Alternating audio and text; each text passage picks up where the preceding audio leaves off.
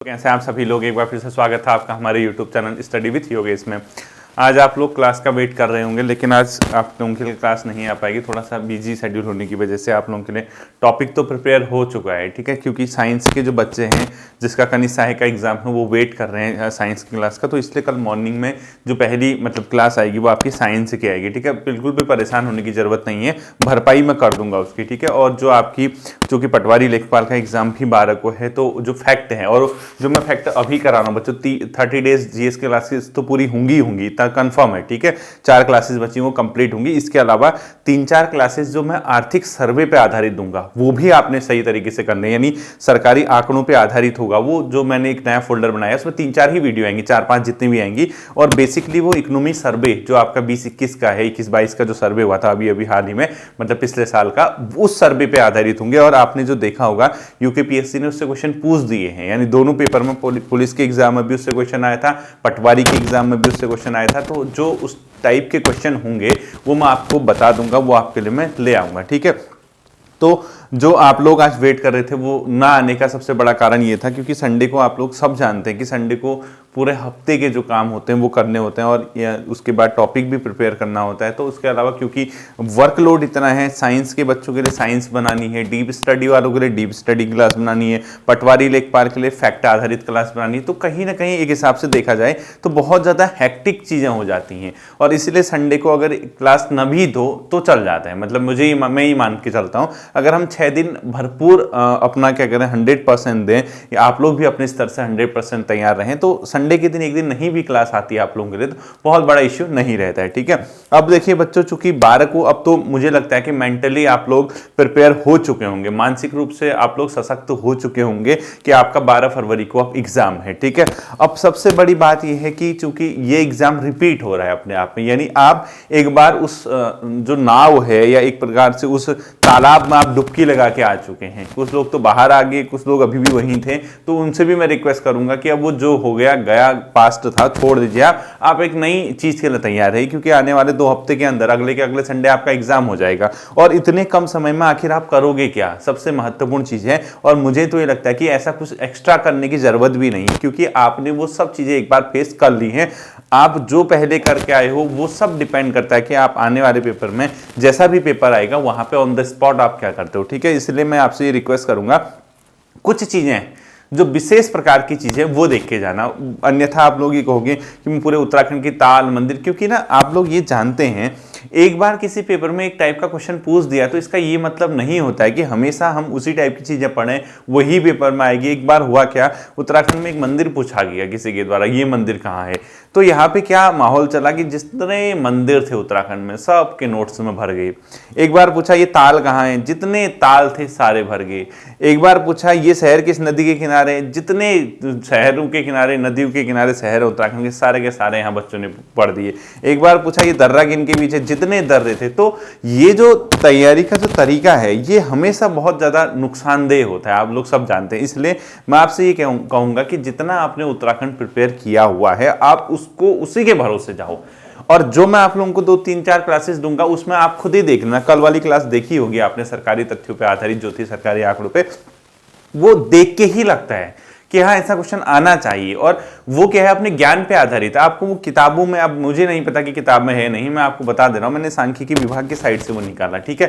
तो उस टाइप की जो डेटा होता है, वैसा जो अपने आप में आंकड़े होते हैं, वो किसी भी एग्जाम में चले जाइए आप, चाहे सेंटर के एग्जाम में जाओगे तो भारत सरकार के आंकड़े, स्टेट गवर्नमेंट में आओगे तो स्टेट गवर्नमेंट के आंकड़े, तो ऐसे क्वेश्चन पूछे जाते हैं। तो 3-4 क्लासेस हम लोग वो देखेंगे और उसके आधार पर आप लोगों ने जो भी पढ़ा है, कुछ करने की जरूरत नहीं है। बेसिकली ऊपर ऊपर ही हवा में जैसे पढ़ते हैं ना, जितने ताल हैं, जितने मंदिर, कुछ नहीं पूछने वाला बाबू। ये जितना आपको आता है उसी से क्वेश्चन बन जाएगा। एक ताल वगैरह नॉर्मल पूछता है यूपीएससी, कुछ भी नहीं पूछता है, ठीक है। तो उत्तराखंड की तैयारी कर रहे हो इसका ये मतलब नहीं कि उत्तराखंड को अपने ऊपर हावी होने दो। उत्तराखंड के क्वेश्चनों को लेकर आपने पेपर देख भी लिया है, तो एक प्रकार से आप लोग ये देखना कि अभी आपके पास जो गलतियां हुई थी पेपर में ऑन द स्पॉट, यहाँ पे जो समय मिला है इस पे क्या काम करने की जरूरत है। पता, पढ़ के कुछ एक्स्ट्रा जाओगे, कुछ नहीं मिलने वाला। मैं आपसे कह रहा हूं सिर्फ और सिर्फ जो आपके एग्जामिनेशन हॉल में पेपर के अंदर जो आपसे गलती हुई थी, वो जो गलती हुई थी उसको कैसे सुधारा जाए, इसके लिए आप वर्क कर सकते हैं। 10-12 दिन आपके पास बचे हुए हैं, आप इस पे सोचिए इसको कैसे हम लोग डील करेंगे, ठीक है। बाकी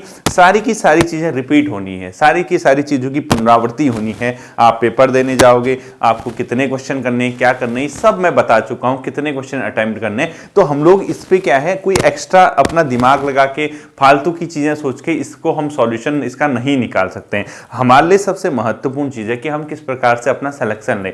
चयन होना बहुत जरूरी है बच्चों। अभी देखिए 400-500 जितने भी पद हैं, इतने बच्चों को जॉब लग के इनको रोजगार मिलना बहुत जरूरी है। इसके बाद आप लोग देखना, क्योंकि एक बात मान के चले, कंपटीशन बहुत तगड़ा हो गया। पिछले 2.5-3 सालों से किसी को भी ज्वाइनिंग नहीं मिली है, चाहे वो बीपीडीओ वीडियो का एग्जाम था, आपका खनिज सहायक का एग्जाम था, आपका वन दरोगा का एग्जाम था, अभी पटवारी का एग्जाम है। तो मान के चलिए 2-2.5 साल से बच्चे लगातार पढ़ रहे हैं, लेकिन अभी तक किसी को ज्वाइनिंग नहीं मिल पाई। यानी कोई भी भर्ती प्रक्रिया अपने आप में 100% नहीं पहुंच सकी है, फाइनल अपने मुकाम तक नहीं पहुंच सकी। इसलिए आप लोग ये देखना कि कंपटीशन तो तगड़ा है ही है, इसलिए आपको दूसरों से कंपैरिजन नहीं करना है कि यार मैं नहीं निकाल सकता हूं, मुझसे नहीं हो पाएगा, ये सब छोड़ दीजिए।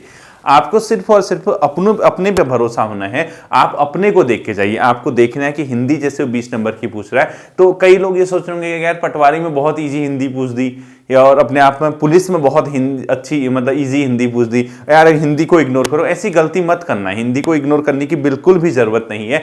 आप अपने व्याकरण वाला पोर्शन 100% तैयार रख के जाना, कोई भरोसा नहीं कब गुगली फेंक दे आपके लिए, ठीक है। तो कहीं ना कहीं आप ये देखना, जितना मैं ये कहूंगा हिंदी के लिए सिर्फ और सिर्फ सिलेबस की चीज पढ़ के जाओ, भले ही आप ल्यूसेंट से पढ़ के जाओ, लेकिन आपको एक एक टॉपिक उससे तैयार रखना है। आपको संज्ञा, सर्वनाम, क्रिया, क्रिया विशेषण, विशेषण, उपसर्ग, प्रत्यय, तत्सम, तद्भव, विलोम, मुहावरे, और इसके अलावा जो संधि, इसके अलावा वाक्य के प्रकार, इसके अलावा पहला चैप्टर वर्ण वाले चैप्टर से क्वेश्चन नहीं आया इस बार, देखना पटवारी में 2-3 क्वेश्चन कहीं वर्ण वाले चैप्टर से न पूछ दे, पहले चैप्टर से, ठीक है।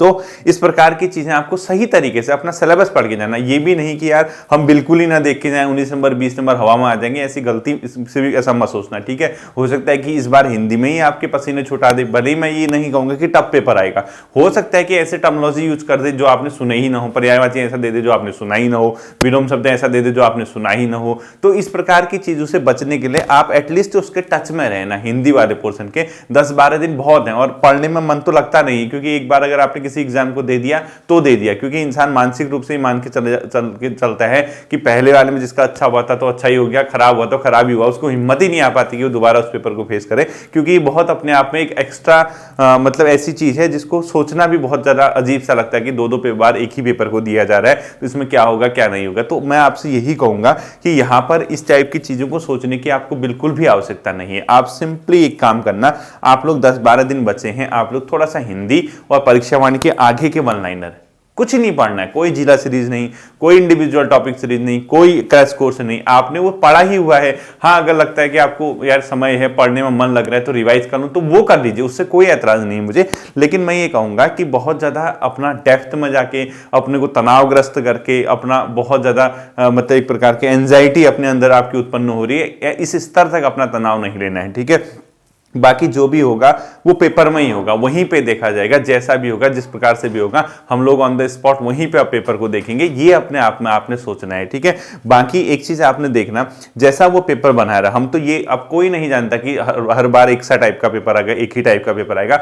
इतना तय है कि ऐसा बहुत ज्यादा टफ पेपर कभी नहीं बनता। और आप लोग जो ग्रुप सी की तैयारी करते आए हो यूके SSS की पहले से, उनके लिए तो यूके PSC के पेपर आसान होंगे ही होंगे। मान के चलिए आप, जो बंदा 2-3 साल से ग्रुप सी के यूके SSS के हिसाब से तैयारी कर रहा था, उसके लिए यूके PSC के पेपर बहुत इजी होते हैं। क्यों? क्योंकि उस बंदे ने वहां क्या कर रखा है, जितना हो सके, जैसा हो सके, सारे तथ्य फैक्ट रट के वो बैठा हुआ है, तो उसको वो बहुत आसान लगता है। उत्तराखंड का इतिहास एक आध क्वेश्चन आ गया तो उसको बहुत इजी लगता है, भूगोल के एक आध क्वेश्चन आ गया तो वो थोड़ा सा कहां पे मार खा जाता है, जीएस के क्वेश्चन में।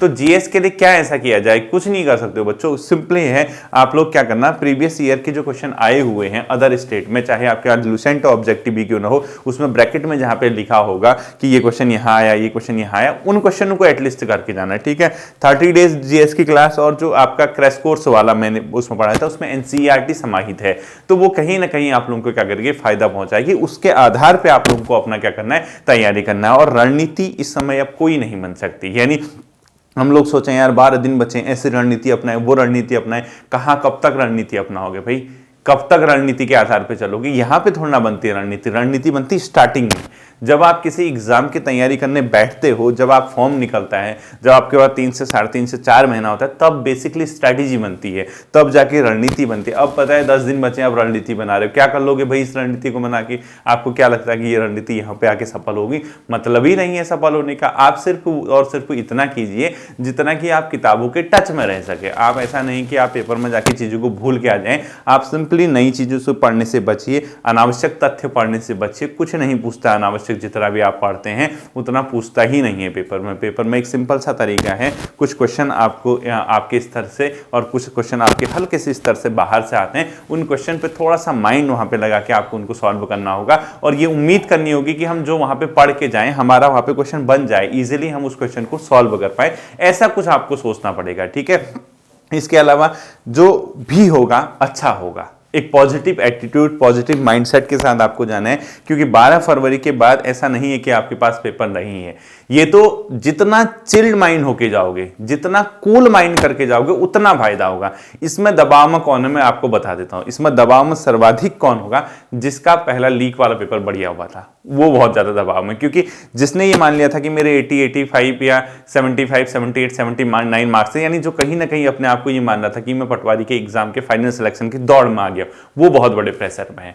और चिल करके कौन जा रहा है? जिसके 50, 55, 60 नंबर आ रहे थे, 60, 65 नंबर, क्योंकि उसको पता है भाई ये तो दूसरा मौका है ना, ये तो एक प्रकार के गॉड गिफ्ट मान के चलो कि यार जिसके पेपर जिसका अच्छा नहीं हुआ था उसके हाथ में एक और मौका मिल गया, चल भाई तू दे जा। और होता क्या है पता है, कभी कभी ऐसे लोगों की ही नैया पार लग जाती है। जैसे पहले पेपर में जैसे 65, 66 नंबर, 60, 62 नंबर आए थे, जिसने उम्मीद छोड़ दी थी यार पटवारी गया हाथ से, नहीं हो सकता है, ऐसे लोगों की वहां चल भी जाती है। दूसरा मौका कहीं ना कहीं ऐसे लोगों को भी मिल जाता है, ध्यान रखना है, ठीक है।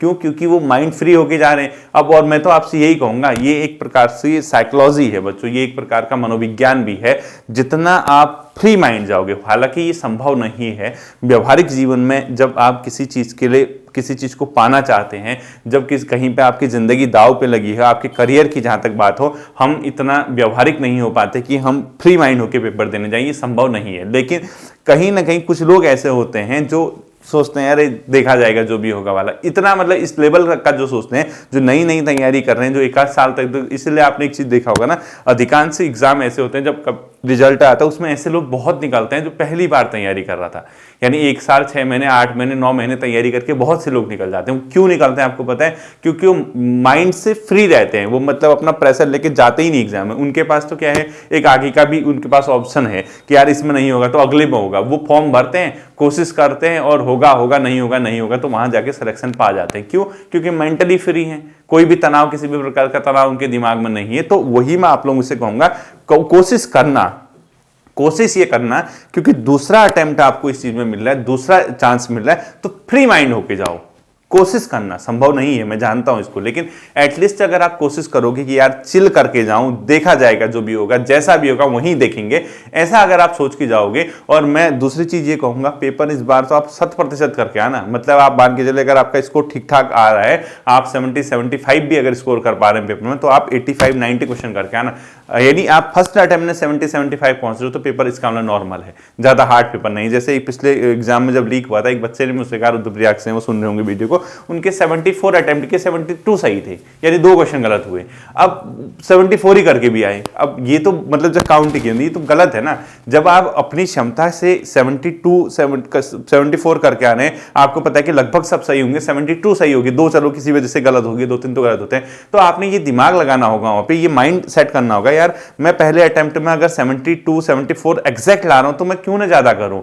यानी आप ला रहे हो तो दूसरा भी तो ला सकता है, क्योंकि नंबर ऑफ सीट क्या है, 500 कुछ है, पेपर देने वाले हैं 1-1.5 लाख बच्चे हैं। तो कहीं ना कहीं ये दिमाग में लाना होगा कि जब मैं इतने ला रहा हूं, तो कहीं ना कहीं 10-12 नंबर और मैं गैस करके मारूं, यानी 10-12 में मैं दिमाग लगाऊं, उसमें से 5-7 भी अगर सही हो गए और 2-4 गलत हो गए, तो 2-4 गलत होने का क्या मतलब है, 1-2 नंबर पीछे, लेकिन 5-7 सही होने का मतलब क्या है, 5 नंबर ऊपर, यानी कहीं ना कहीं 72 वाला 77, 78 पहुंच जाएगा। तो इस बात को आपने ध्यान रखना है।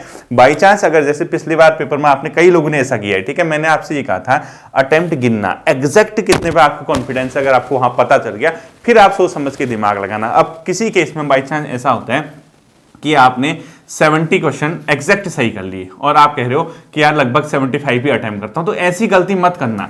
जब आप 75 अटेम्प्ट करके 70 एग्जैक्ट सही कर आ रहे हो तो पेपर का लेवल ऐसा है कि 70, 65, 67 बच्चे तो आपकी तरह हैं ही हैं वहां, जो निकाल लेंगे, इतने क्वेश्चन कर लेंगे। लेकिन वहां पे आपको एक माइंड सेट अपना बनाना है कि अगर आप किसी केस में 70 से 75 एग्जैक्टली पहुंच गए पहले ही अटेम्प्ट में, क्योंकि कई लोग क्या होता है आंसर की आने के बाद यहां पहुंचते हैं और वो क्या करके आते हैं 90, 95 क्वेश्चन करके आते हैं, गलत सलत करके, कई तुक्के वुक्के लगा के, तब जाके यहां पहुंचते हैं। क्योंकि कई क्वेश्चन तो तुक्के से भी सही होते हैं, तो आप भी जानते हैं, जैसे कई क्वेश्चन आ गया गोला लगा दिया, होगा होगा नहीं होगा नहीं होगा, वो सही बैठ जाता है, वो इसका मतलब आपको आता थोड़ा है, वो तो गलती से सही हुआ है। और कई क्वेश्चन ऐसे हैं जो आते हैं वो गलत हो जाते हैं। तो ये एग्जाम है, एग्जाम में सब चीजें चलते रहती हैं, ठीक है। बाई चांस अगर आपका स्कोर 70 से 75 हो गया और आपको पता चल गया कि मैंने 77 ही क्वेश्चन अटेम्प्ट किए हैं, उसमें से आपका स्कोर ये आ रहा है, तो आप कहीं ना कहीं गलत है बच्चों। 70, 75 स्कोर आने का मतलब हमेशा क्वेश्चन 80 से 85, मतलब मान के चलिए आप जितना स्कोर पहले अटेम्प्ट में एग्जैक्टली सही करके आएंगे, समझ रहे हैं इस बात को ना,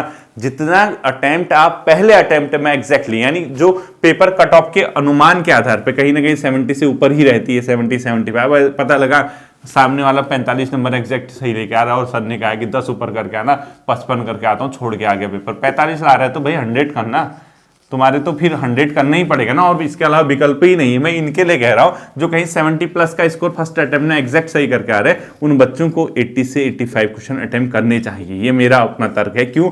क्योंकि यहां पे गलत होने की संभावना 3 से 4 क्वेश्चन की होगी और सही होने की संभावना 6 से 7 क्वेश्चन की होगी। अब हिसाब लगा लो, 3-4 गलत होते हैं तो 4 गलत होने में 1 नंबर पीछे 69, और इसके साथ 6-7 सही हो जाते हैं तो 75, 76 मार्क्स। ये हमेशा ध्यान रखना है। यानी हम जो अनुमान लगाते हैं, जो हम ये सोचते हैं कि कहीं ना कहीं उसका कट ऑफ यहां जा सकता है, यानी पेपर आपके हाथ में आया, आपने अनुमान लगाया कि यार लगभग कट ऑफ इसके आसपास पहुंच सकता है, तो कहीं ना कहीं 70, 72, 73 क्वेश्चन अगर आप सही करके आ रहे हो तो उसके बाद तुरंत आप लोग क्या कर दीजिए, उसमें 8 से 10 नंबर एक्स्ट्रा ट्राई कीजिए। 8 से 10 नंबर अगर आप एक्स्ट्रा ट्राई करोगे तब जाके आपको कहीं ना कहीं एग्जामिनेशन हॉल पे जाके उसके बाद एग्जाम में पेपर देके और घर आके आपको आत्मसंतुष्टि होगी। वरना कहीं ना कहीं ये दबाव हमेशा रहेगा कि यार काश मैंने 2-3 क्वेश्चन और अटेम्प्ट कर लिए होते तो मेरा सही हो जाता। क्योंकि बड़ा स्कोर जब आप करते हो, एक अच्छा खासा स्कोर, हाँ अगर आपने 85, 90 किए हैं तब आप काउंट कर रहे हैं एग्जैक्ट उसमें 70, 72 सही थे, फिर ऊपर करने से कोई फायदा नहीं है क्वेश्चन। मैं इसलिए कह रहा हूं कि पहले अटेम्प्ट में 70, 72, 73 अगर आपके आ रहे हैं तब आपको हमेशा 10-12 क्वेश्चन ऊपर जाना चाहिए। ऊपर जाओगे, गलत होंगे 2-3 नीचे आएगा, लेकिन सही होंगे तो 7-8 ऊपर पहुंच जाओगे, और 7-8 ऊपर पहुंचने के चांसेस ज्यादा रहते हैं। क्योंकि 10 क्वेश्चन गलत 10 क्वेश्चन, अब ये नहीं कि आंख बंद करके ABCD गोला लगा के आ रहे हो, स्टडी करके टिक मारना है। ऐसा नहीं कि बिल्कुल ही स्टडी नहीं कर रहे हो क्वेश्चनों के, आंख बंद करके जय सिया राम करके कहीं A कहीं B कहीं C कहीं D कर दें, ऐसा नहीं करना है, फिर तो वो घुसेंगे ही घुसेंगे। थोड़ा सा मतलब जहां कंफ्यूजन है, इस टाइप की चीजें आपको ध्यान में रखनी है, ठीक है। तो ये बात ध्यान रखना। कल हम लोग साइंस की क्लास भी देखेंगे और मैं कोशिश करूंगा कि कल जो सरकारी आंकड़ों पर आधारित जो महत्वपूर्ण फैक्ट हैं उत्तराखंड के, ठीक है, वो पक्का देख के जाना एग्जाम से पहले, वो मैं आपको कराऊंगा। फिर मिलते हैं अगले सेशन पर, अपना ध्यान रखिएगा। Thank you.